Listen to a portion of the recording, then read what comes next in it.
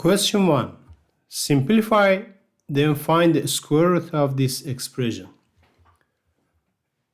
X over 1 minus x squared minus x over 1 minus x. To subtract the fractions, we need a common denominator. In this case, the common denominator is 1 minus x squared. So we multiply numerator and denominator of the second fraction by 1 minus x, resulting x over 1 minus x squared minus x times 1 minus x over 1 minus x squared.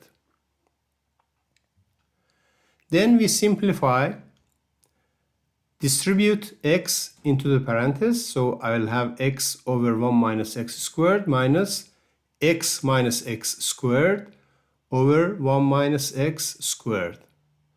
And we can simplify, the denominator is same, x minus x squared.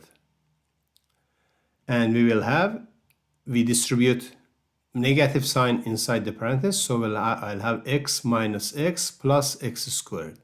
Then I can cancel positive x with negative x, and I'll have x squared over 1 minus x squared.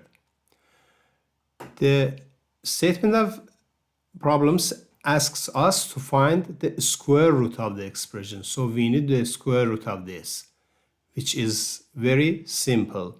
So square root of our expression, x over 1 minus x squared minus x over 1 minus x is equal to x over 1 minus x.